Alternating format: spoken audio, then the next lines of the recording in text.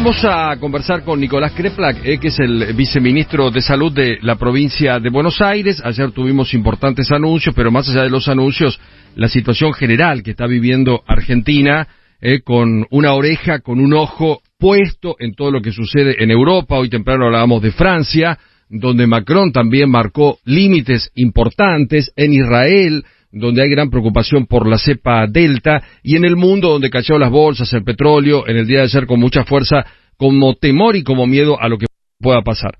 Un gusto saludarte, Nicolás, buen día, ¿cómo estás? ¿Qué tal? Buen día, ¿cómo andás? Bien, nosotros muy bien. Bueno, antes de meternos en el aforo extendido y en las medidas, te pido un breve panorama, cómo está viviendo la provincia la pandemia, porque tenemos momentos donde tenemos que ajustarnos o desajustarnos el cinturón y evaluar un poquito el cuadro general. Sí, estamos en la 8ª semana de descenso desde el pico. El pico, no hay que perder la dimensión de lo que significó esta segunda ola.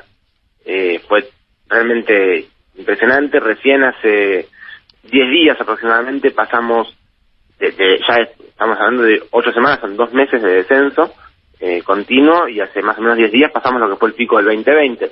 Estamos un poquito por debajo de lo que fue el pico del rebrote de enero, es decir, todavía son bastantes casos, pero están reduciéndose las internaciones también fuertemente. Ya tenemos algunos cuantos hospitales sin pacientes internados por COVID, lo cual habla de otro panorama, porque bajan las internaciones con también un descenso de letalidad. Todo esto es el efecto de la campaña de vacunación. Entonces estamos pasando, muchos distritos están lentamente y con cuidado, y eso también es importante. Nunca hay que acelerarse con la apertura.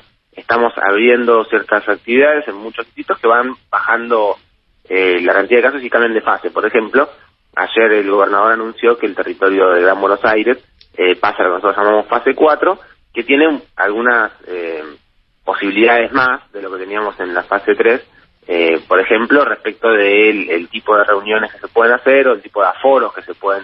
Claro, hagamos un repaso de esto.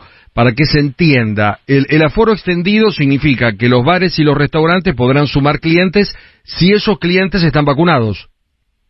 Claro, ahora sí, primero por en el Gran Buenos Aires, ¿no? Por el paso de fase 3 a fase 4, lo que era un aforo del 30% en gimnasios o en bares o en lugares así, pasa al 50%. Sí. Eso puramente por el hecho de haber cambiado de fase. Claro. Ahora, a partir del lunes, luego de que el gobierno nacional modifique las condiciones del DNU, eso ya fue hablado con el presidente, vamos a permitir agregar un 20% extra solamente para personas vacunadas. ¿Cómo funcionaría esto? Supongamos que uno tiene un restaurante y tiene 20 mesas, sabe que puede utilizar 10 de estas mesas, sí, solamente por el aforo del 50%. Una vez que tiene ocupadas las 10, puede ocupar 2 más, exclusivamente de personas que vengan con su carnet de vacunación. Que lo certifiquen que están vacunados. Yo siempre cuento, bueno, que todos tenemos, yo por ejemplo, vacunado acá en Ciudad, tengo un cartoncito, y tengo a mi madre vacunada ahí donde están ustedes en provincia, que tiene una credencial que es como una tarjeta de crédito celeste, que acredita que le dieron las 2 vacunas. O sea, uno tiene que andar con el carnecito encima o demostrar que está vacunado para poder ingresar. Sí, totalmente, o también ahí mismo cuando entra al restaurante puede ingresar a la aplicación del Vacunate en la provincia de Buenos Aires o Mi Argentina en todo el país. Perfecto. Donde también está la información. Claro, así no tiene que andar tampoco con el cartón. Si lo tiene, mejor, pero no, cualquiera de esas opciones son posibles, y mostrando eso se va a poder ingresar. Esto tiene un doble sentido. Por un lado, queremos que todo el mundo se vacune, estimular un poco la vacunación, pero por otro lado también sabemos que aquel que está vacunado es menos peligroso para los demás. Es menos probable que se contagie y contagie a otros. Entonces, es mejor que los aforos, los lugares se llenen con personas que sean menos peligrosas para otros. Yo creo que el mundo va a comenzar a debatir algo que acá, por supuesto, va a ser polémico porque lo mezclamos con el tema de los derechos, y es que cuando la vacuna deje de estar así en lo que podría ser modo prueba y sea una vacuna totalmente estable o seria, si le queremos decir, mucho, por ejemplo, Estados Unidos te puede decir, bueno, va a ser obligatorio. Porque si vos vacunás el 80 y tenés un 20 que no se vacuna, tenés siempre como un riesgo para el sistema. ¿No nos puede pasar eso también, que vacunemos mucha gente, pero hay un sector o que no acude o que no cree en la vacuna y que esto ponga en peligro el resto del sistema? Bueno, está pasando en muchísimos lugares del mundo. En general es razonable que la vacunación sea obligatoria.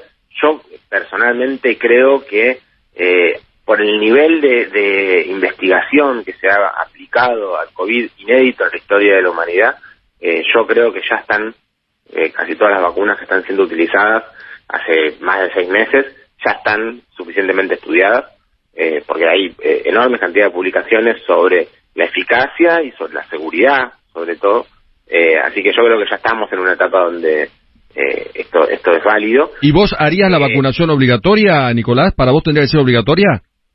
No podría decir si tiene que ser obligatorio o no, quizás para eso tendríamos que evaluar un poco más. Nosotros en la provincia tenemos más del 95% de los mayores de 60 años que se han vacunado. De los que viven en la provincia de Buenos Aires por padrón o por proyecciones censales, más del 95% ya están vacunados.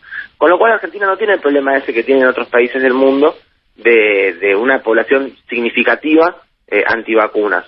Pero bueno, hay que llevarlo esto más en el tiempo. Los jóvenes, que son muchos, en algunos lugares del país incluso también, pero en el mundo que muestran más reticencia para vacunarse, en la provincia se inscribieron más del 62%. Están inscritos y se están vacunando rápidamente. Igual eso que significa, claro, nos falta el 38% restante, claro. Lo vamos a buscar, Sí. lo vamos a buscar. Ahora, ministro, buen día, soy Mariana Contartesi. Puntualmente, la ciudad de Buenos Aires planteó que a partir de agosto empieza la presencialidad completa en las aulas. ¿La provincia va a seguir el mismo camino o no está de acuerdo con esta medida?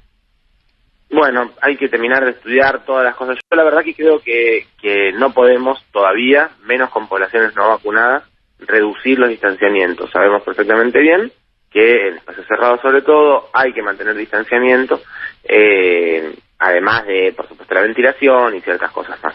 Así que es muy bueno que podamos tener, y muy probablemente logremos tener en la provincia presencialidad en todos lados. Todavía tenemos algunas localidades del interior que se encuentran en lo que nosotros llamamos fase 2, que no tienen presencialidad escolar, pero seguramente para luego el receso invernal tengamos ya actividades escolares en todos lados.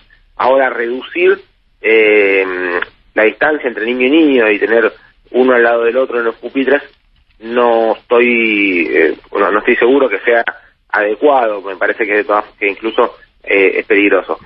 Más con la perspectiva nuevamente de la posibilidad de vacunación muy cerquita.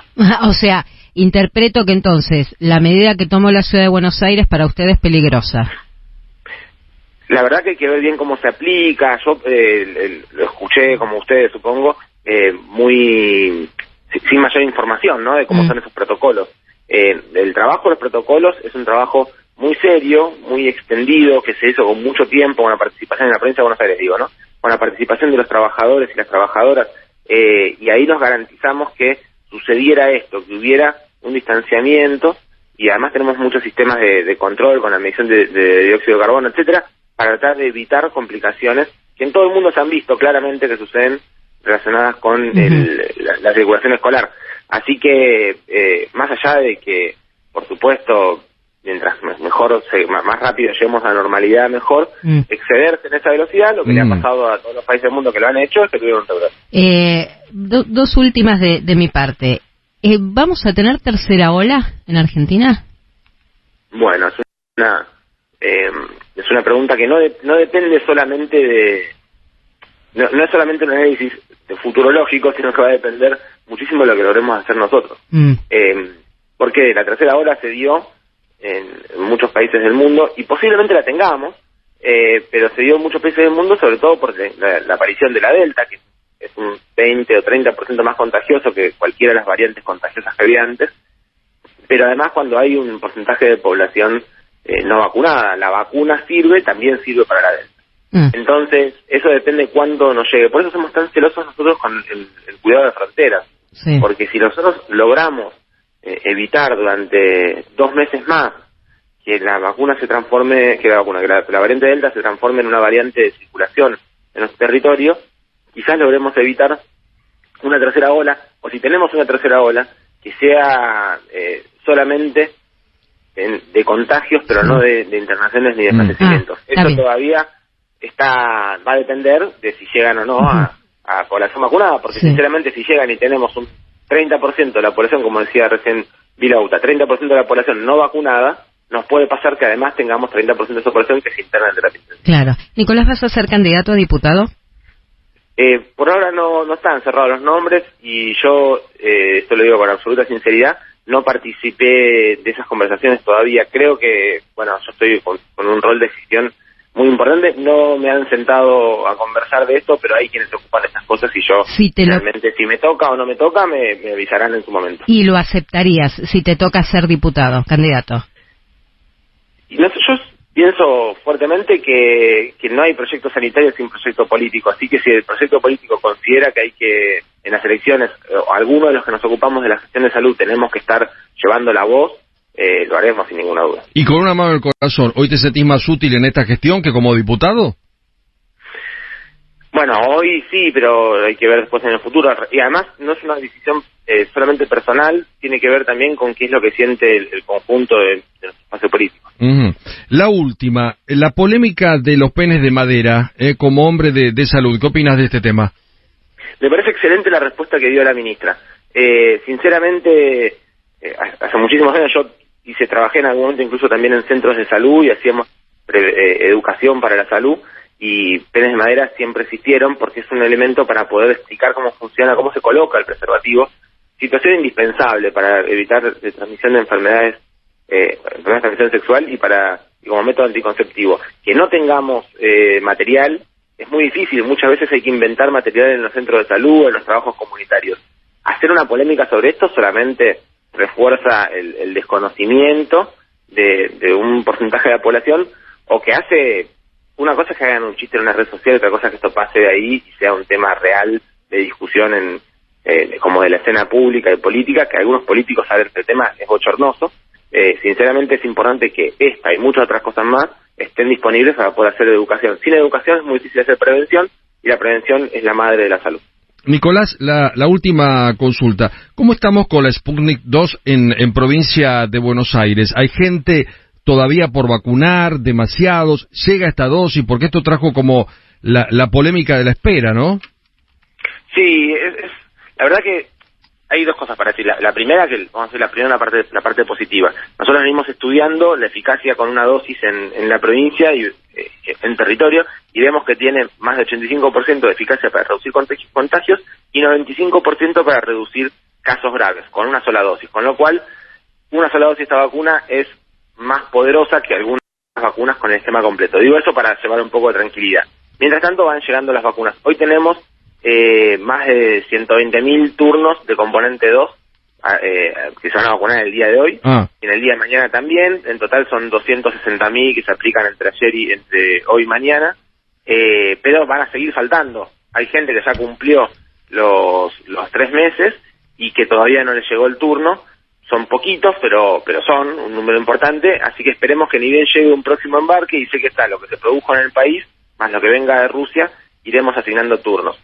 Pero sí, es la única de las vacunas con la cual no estamos cumpliendo lo programado, porque con AstraZeneca estamos en 8 semanas, que es el mínimo que se puede utilizar para no perder eficacia, y con Sinopharm en 21 días.